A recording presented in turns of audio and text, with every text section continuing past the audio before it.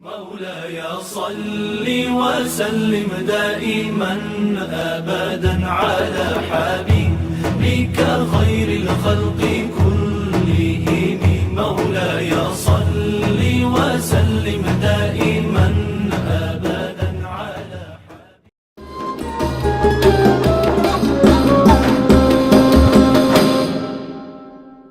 Bismillahirrahmanirrahim. Assalamualaikum warahmatullahi wabarakatuh.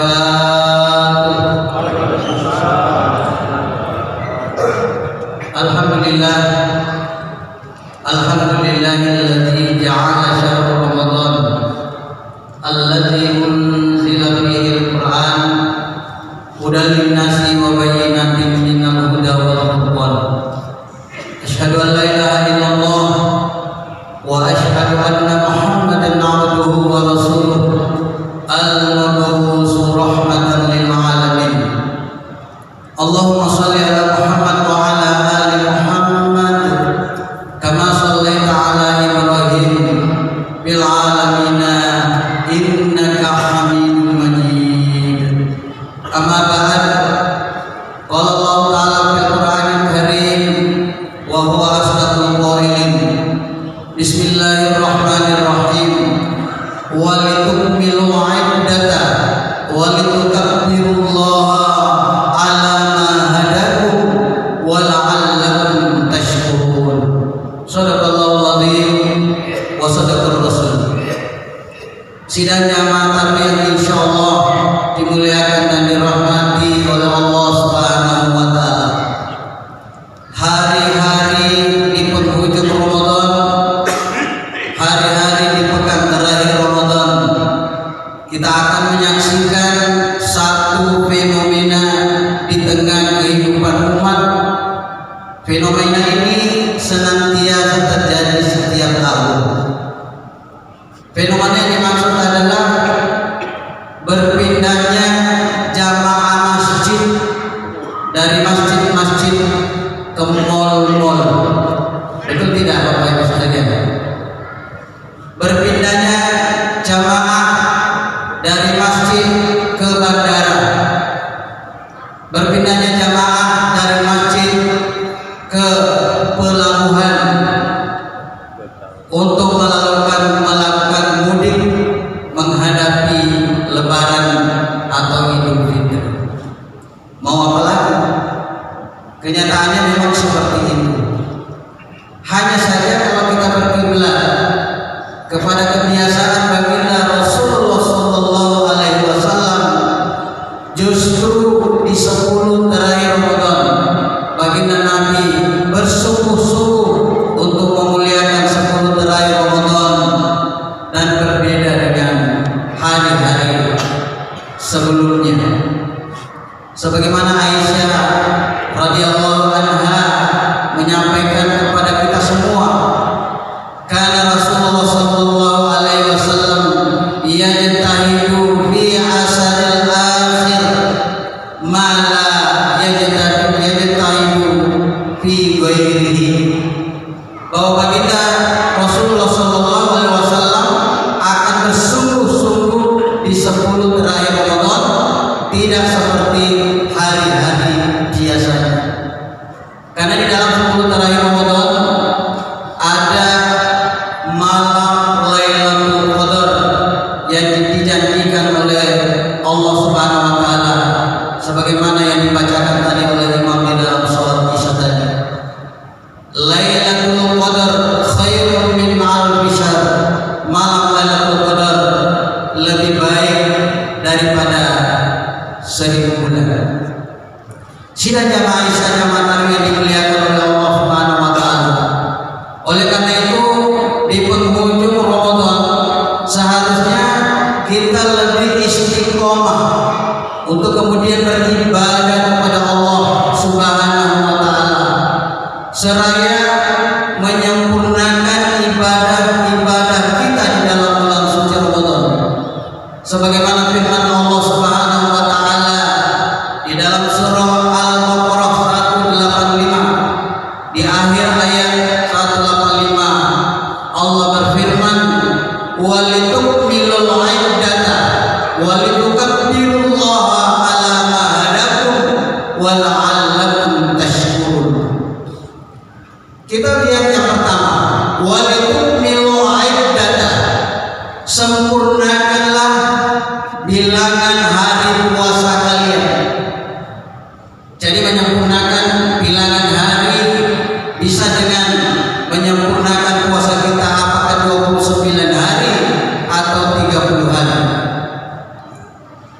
Tetapi sebetulnya selain itu ada yang dimaksud di dalam ayat ini, sempurnakanlah itu bilangan hari puasa kalian dengan menunaikan segala kewajiban-kewajiban yang terkait di dalam bulan Ramadan, agar Ramadan ini betul-betul sempurna menjadi ibadah, mengantarkan diri kita meraih derajat takwa.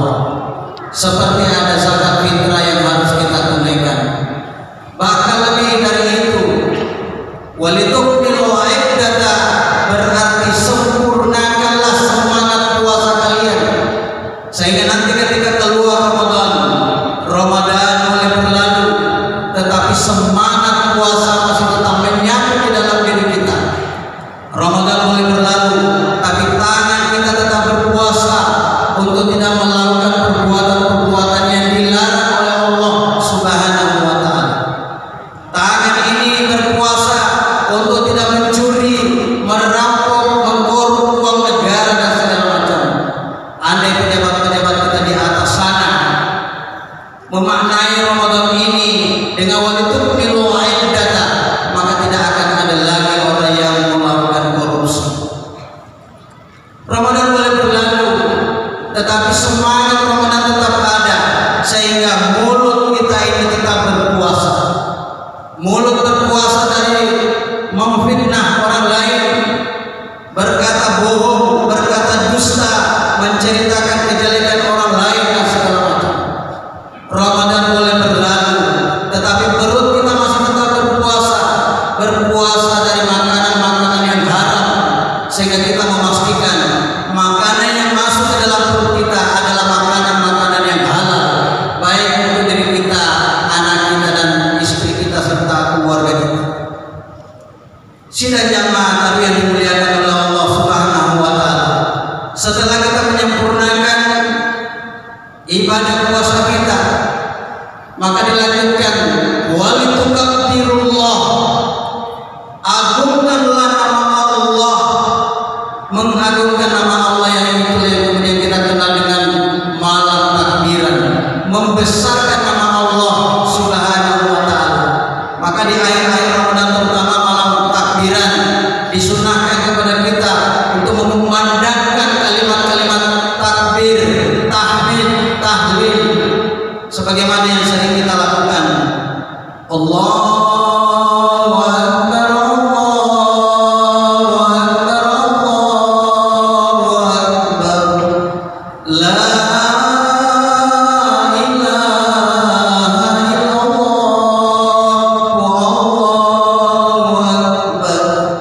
Allahu Akbar, Allahu Akbar, walillahil hamd. Mengagungkan nama Allah untuk menyatakan kemenangan diri kita di hadapan Allah Subhanahu wa Ta'ala dalam menjalani ibadah puasa ini. Karena dengan semangat puasa ini akan membentuk diri kita menjadi pribadi yang takwa, di mana takwa itu adalah fi'lul wajibat wa tarkul muharramat. Halal dibilang Allah, halal pun kita bilang. Haram dibilang Allah, haram pun kita bilang. Karena Ramadan telah melatih diri kita, jangankan yang haram, yang halal saja Allah minta kita tinggalkan. Mampu kok kita tinggalkan. Makanan yang tersaji di atas meja halal, tapi karena Allah melarang kita menyentuhnya sampai waktu berbuka puasa kita lakukan.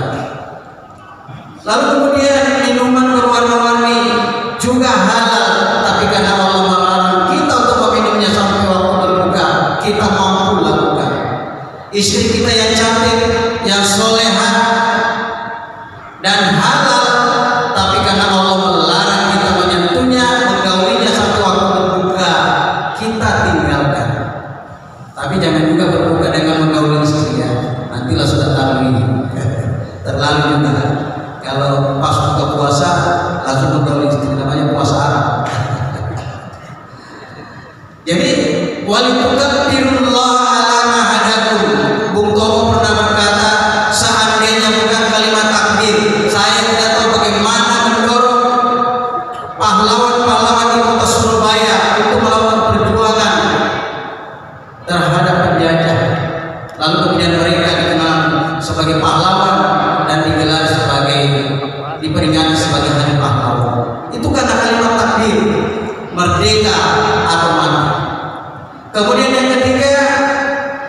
ayat tadi, alama hadakum. Kenapa kita mesti membesarkan nama Allah? Karena Allah telah memberikan hidayah kepada kita dengan Islam, dengan menjalani perintah puasa di bulan Ramadan, dengan beribadah tarawih dan segala macam. Itu adalah hidayah, karena tidak semua orang diberi hidayah oleh Allah Subhanahu wa taala. Jangankan orang-orang di luar sana, anak Nabi saja tidak dikasih hidayah oleh Allah Subhanahu wa taala, seperti Kanaan, anak Nabi Nuh. Istri Nabi Nuh juga tidak diberi hidayah oleh Allah Subhanahu wa taala. Dia malah bersama dengan orang-orang kafir.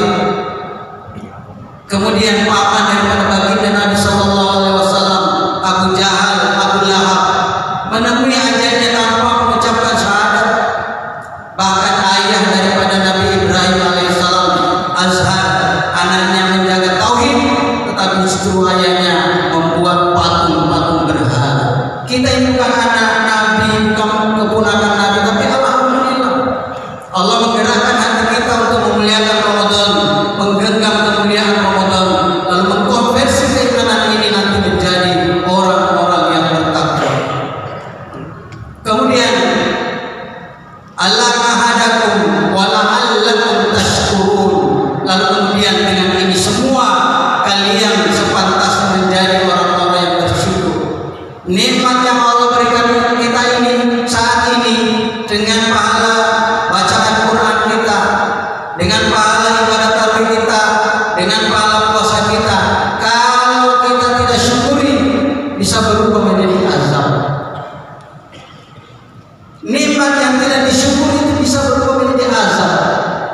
Nikmat berupa jabatan itu bisa menjadi nikmat, tetapi bisa berubah menjadi azab, terlepas kita bersyukur atau tidak. Harta yang Allah berikan kepada kita itu bisa menjadi nikmat, tapi bisa juga berubah menjadi azab kalau kita tidak pandai bersyukur kepada Allah Subhanahu wa taala. Anak istri menjadi kebanggaan kita, itu bisa menjadi nikmat, tapi kalau kita tidak syukuri, maka ini bisa menjadi azab di hadapan Allah Subhanahu wa taala. Maka dari ayat tadi Allah kemudian menyadarkan kepada kita, walitukabbirullaha ala ma hadakum wa la'allakum tashkurun, sehingga insyaallah kita keluar dari bulan Ramadan ini menggenggam ketakwaan, agar diri kita terbebas dari segala perkara-perkara yang diharapkan oleh Allah Subhanahu wa taala. Karena pada kenyataannya puasa telah menyadarkan kita bahwa jangankan yang haram, yang halal saja mampu kita tinggalkan. Sehingga di luar Ramadan nanti godaan-godaan untuk mengambil, mengkonsumsi dan melakukan perbuatan-perbuatan haram tidaklah dapat kita lakukan lagi, karena kita telah dilatih oleh Allah Subhanahu wa taala di dalam bulan Ramadan ini. Sehingga mudah-mudahan Ramadan ini bisa menjadi Ramadan terindah di dalam kehidupan kita, Ramadan terbaik di dalam kehidupan kita, karena tidak ada jaminan apakah Ramadan tahun depan masih bisa kita bersamanya. Iza jaa ajaluhum la yastakhiruna sa'atan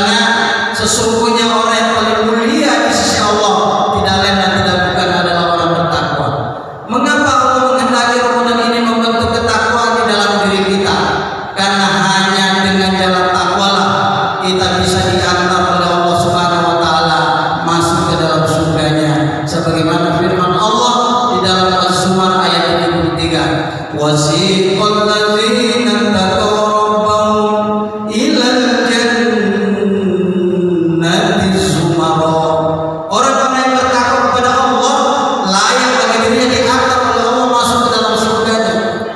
Kita diantar saja tuan rumah sampai ke pintu, sampai ke lift, sampai ke pintu gerbang, satu kebanggaan yang luar biasa.